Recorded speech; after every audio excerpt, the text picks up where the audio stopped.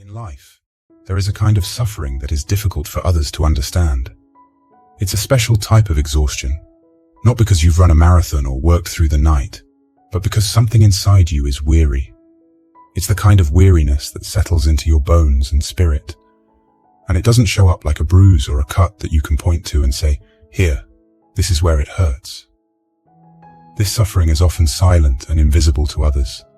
It doesn't scream or cry out loud. It just sits there, heavy and silent. It doesn't have a clear name or a straightforward solution. This nameless injury doesn't bleed. It doesn't show up on an X-ray, but it's there, affecting how you move through life.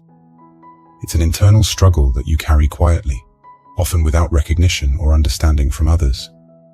It comes from carrying burdens that are difficult to explain, emotional weights that you can't easily share because they might not make sense to anyone else, or they're so unique to your own journey that trying to put them into words feels impossible.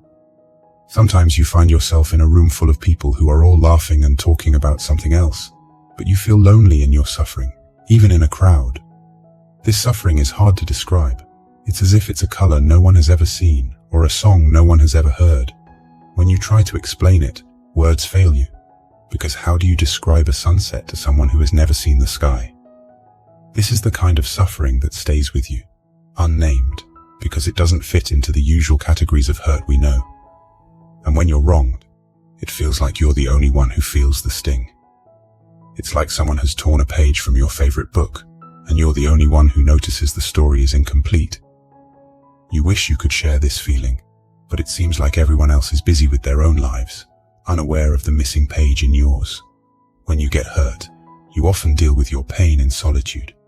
It's like being in a room filled with people, yet feeling completely alone with your suffering. You tend to your emotional wounds quietly, away from the eyes of others, crying until the last tear has dried up on its own. No one hands you a tissue. You reach for it yourself. It feels like nobody really gets it, so you become an expert at keeping quiet. You become strong because you have to, not because you have someone by your side. Behind every smile you put on, there's a secret pain that slowly becomes a dull ache. And underneath what looks like strength, there's often hidden suffering that only fades a little with each day that passes. Sometimes, what you need most is just someone who will listen. A person who can sit with you without saying a word, without making you feel even more alone. You long for someone who is kind and gentle, someone who can give you a comforting hug at just the right moment. You can't quite remember when you started keeping everything to yourself, but it's become a habit not to talk about your problems. You keep quiet about your financial struggles because no one gives help without wanting something in return. You don't talk about being tired from work because you know nobody else will do your job for you with no strings attached. You take care of your health on your own because you can't expect anyone else to pay for your healing. Many people act tough, not because they want others to admire their strength, but because it seems like no one understands why being strong is necessary. It's not about showing off. It's about survival. It's about making it through the day, even when it feels like the weight of the world is on your shoulders, and doing it all without expecting a round of applause or a helping hand. Yet, in the quiet strength that we build, there's also resilience and a deep understanding of life. We learn that we can withstand much more than we ever thought possible. We find out that we can be our own best friend, our own healer, and our own source of comfort. And while it may be true that we walk some paths alone, we also learn that the journey makes us wiser, kinder, and more ready to be that listening ear for someone else who might just need it as much as we once did. These heavy feelings can create a wall of loneliness around us. It's like we're dancing to music that no one else can hear. Our steps are out of sync with everyone around us. It feels like we're on a different wavelength, moving through a world that doesn't quite fit. In the world we live in, it's not uncommon to find that many people wear masks. It's like they're actors on a stage, playing a part for an audience, showing something on the outside that doesn't match what's on the inside. They may pretend to be happier, more confident, or more successful than they really feel. It's a bit like when you see someone on social media and their life looks perfect, full of smiles, vacations, and celebrations. But behind those pictures, there could be a lot of struggles and pain that they don't show. Just as a smile can hide sadness, a seemingly perfect image can hide a mess of doubts, fears, and problems. People might do this for many reasons. Sometimes they're scared to show their real selves, worrying that they won't be accepted or loved for who they truly are. Other times, they might feel pressured to keep up with everyone else, thinking that they need to appear strong, put together, and untroubled all the time. But pretending takes a lot of energy. It's like holding up an umbrella in a storm all day long. The effort can wear you out. When people pretend for too long, they might even start to forget what it's like to be themselves.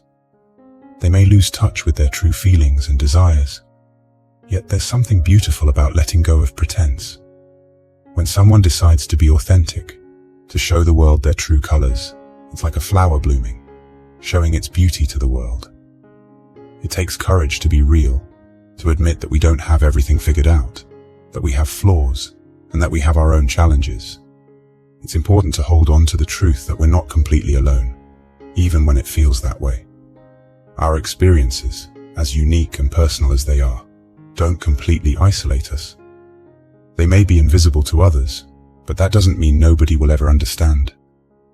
At times, there will be someone who'll tune into our silent melody, who'll notice the shade of our hidden pain, who'll recognize the hurt we can't name. These moments of connection might be rare, but they are deeply powerful. Think of a time when you've been moved by a story that speaks to your own, or when a stranger offered a kind word on a rough day. Perhaps you've been that person for someone else, reaching out with a gesture of understanding. These instances remind us that our struggles are not in vain. They tell us that even the most silent whispers of sorrow can be heard by another, and in being heard, they can be comforted. These bonds, formed in the silent acknowledgement of each other's battles, tell us that there's a shared human experience in the midst of our individual journeys. They encourage us that the fight we're fighting, the resilience we're building, and the perseverance we're showing are all significant. These shared experiences bind us together, teaching us that our sorrows and joys are not just our own, but part of the larger human experience. In the deepest struggles, where we face the challenges and the pains that seem ours alone to bear, there is a profound truth that can bring comfort. It is the belief in a divine presence that walks alongside us, a compassionate force that is ever present even when we feel most alone. Many find comfort in the idea that there's a higher power, a loving essence that never turns away from us, even when others might or our loved ones might. This divine presence is seen as unwavering and constant, unlike the changing character of human relationships. Friends, even with the best of intentions, might fail us or might not grasp the depths of our troubles. But the belief is that God sees all, the pain that lies beneath our smiles, the strength it takes to simply get through the day, and the hope we cling to, even when it's just a flickering light in the dark. This spiritual companionship suggests that we are understood completely and loved unconditionally. The notion is that God does not betray us because the divine is the very essence of faithfulness. Even when we're bending beneath our burdens, the belief holds that we're given just enough strength to carry on, tailored to the weight of our own trials. In this sacred understanding, God is not just a distant observer, but a source of infinite compassion, eager to aid us in our suffering. The help offered may not always take the form we expect, or arrive in the timing we desire. It might come through the kindness of a stranger, the warmth of the sun on a cold day, or an unexpected sense of peace in a turbulent moment. Sometimes it might even come through the realization that our pain can be a catalyst for growth, transforming us in ways we never anticipated. The divine's knowledge of our pain is not merely as an observer, but as a participant who feels with us. And in this feeling, there's an implicit promise that we are never truly alone. Our silent songs of struggle are heard, and our invisible wounds are known. This companionship offers not just an understanding of our suffering, but also the promise of a love that can eventually lead us toward healing. I hope this brings some light to your suffering. If you love this message, please share it and comment on your thoughts. The more you engage with this video, the more people who may need this message will see it. I hope you have a wonderful time.